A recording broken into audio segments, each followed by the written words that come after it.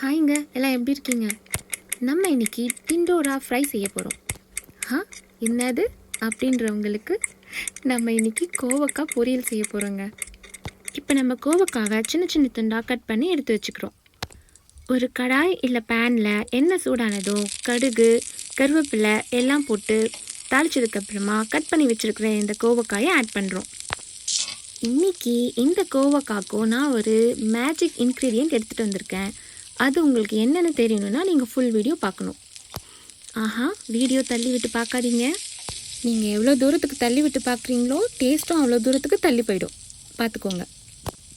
இப்போது இதுக்கு தேவையான உப்பு சேர்த்து நம்ம இந்த கோவக்காவை அப்படியே ஸ்டீம் குக் பண்ணி எடுத்துக்க போகிறோம். கோவக்காயில் நிறைய ஃபைபர் இருக்கிறனால இது உங்கள் கட் ஹெல்த்துக்கு ரொம்ப நல்லது. இதை நீங்கள் ரெகுலராக எடுத்துக்கிறப்போ இது உங்களோட குளுக்கோஸ் லெவல்ஸ் அண்ட் பிளட் ப்ரெஷரையும் ரெகுலேட் பண்ணும். நம்ம வெஜிடபிள்ஸை ஸ்டீம் குக் பண்ணும்போது எப்போவுமே நம்ம அடுப்பு மீடியம் டு சிம் ஃப்ளேமில் தான் இருக்கணும், அதை கவனிச்சுக்கோங்க. இதுலேயும் நம்ம காமன் ரூல் தாங்க, ஸ்டீம் குக் தான் பண்ணுறோம். ஆனால் உங்களோட பாத்திரத்தில் அடி பிடிக்கிற மாதிரி இருந்துச்சுன்னா 1/4 டம்ளர் தண்ணி ஊற்றி இதை வேக வச்சுக்கோங்க. ஆனால் நம்ம தண்ணி ஊற்றாமல் இதை அப்படியே குக் பண்ணி எடுத்துக்கிறப்போ தான் இதோட க்ரன்ச்சினஸ் அப்படியே லாக் ஆகிருக்கும். அதாங்க மொறுன்னு இருக்கும்.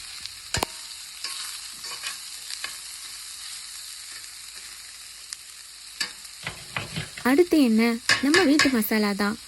மஞ்சள் தூள், மிளகாத்தூள், சீரகத்தூள், மல்லித்தூள் ஆட் பண்ணி இப்போ இதை நல்லா கிளறி விட்டுக்கோங்க. இப்போது நம்ம டிண்டோரா கூட ஆட் ஆக போகிற அந்த கெஸ்ட்டை ரெடி பண்ணலாம் வாங்க. அதாங்க அந்த மேஜிக் இன்க்ரீடியண்ட். இது நான் கட் பண்ணியிருக்கிற ஷேப்லேயே தான் கட் பண்ணணுன்ட்டு இல்லை. சில பேருக்கு வெர்டிக்கலாக கட் பண்ணாலும் பிடிக்கும். நீங்கள் அந்த மாதிரி ஹரிசாண்டலாக கட் பண்ணணும்னு அவசியம் இல்லை. வெர்டிக்கலாகவும் இந்த வெஜிடபிளை கட் பண்ணி இதே மாதிரி ரோஸ்ட் பண்ணிக்கலாம். நம்ம போட்ட மசாலாலாம் வதங்குறதுக்கு இப்போ நம்ம அடுப்பை சிம்மில் வச்சுட்டு இந்த மேஜிக் இன்க்ரீடியண்ட்டை அரைச்சிக்கலாம். வேறு ஒன்றும் இல்லைங்க, வேர்க்கடலையும் எள்ளு தான். அதை நான் அப்படியே ட்ரை ரோஸ்ட் பண்ணி இது கூட கொஞ்சமாக மிளகாய் பொடியை ஆட் பண்ணி இப்போ இதை கோர்ஸாக கிரைண்ட் பண்ணி எடுத்துக்க போகிறேன். இவ்வளோத்தையும் இதுக்குள்ளே போட போகிறேன் அப்படின்னு தானே நீங்கள் கேட்குறீங்க? இல்லைங்க, இதிலிருந்து ஒரு 2-3 டேபிள் ஸ்பூன் தான். இப்போ நம்ம ஆல்ரெடி போட்ட மசாலா பச்சை வாடை போகிற வரைக்கும் வதங்கியிருக்கும். இப்போ அரைச்ச அந்த மேஜிக் இன்க்ரீடியண்ட்டை ஒரு 2 to 3 டேபிள் ஸ்பூன் இதில் ஆட் பண்ணிக்கலாம். எள்ளுக்கும் வேர்க்கடலைக்கும் தான் காரம் சேர்க்கறதுக்கு நம்ம இதில் மிளகாய் பொடி போட்டு அரைச்சிக்கிட்டோம். ஆனால் இது நம்ம கோவக்காய்க்கு ரொம்ப காரம்லாம் கொடுக்காதுங்க, இன்னும் டேஸ்ட் என்ஹான்ஸ் பண்ணி தான் விடும்.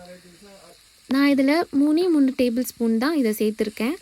நீங்கள் உங்களோட கோவக்காய் அளவுக்கு ஏற்ற மாதிரி 1 டேபிள் ஸ்பூனோ 2 டேபிள் ஸ்பூனோ நீங்கள் ஆட் பண்ணிக்கலாம். இது அப்படியே ஏர் டைட் கண்டெய்னரில் போட்டு வைங்க.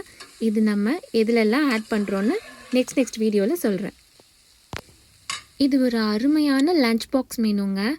நீங்கள் இது சாம்பாருக்கும் தொட்டுட்டு சாப்பிட்லாம். குழந்தைங்களுக்கு இது கூட ஒரு ஆம்லேட் போட்டு இதோட ரைஸ் போட்டு நெய் போட்டு கலரி கொடுத்துட்டிங்கன்னா அவ்வளோதாங்க, டப்பா காலியாக வரும்.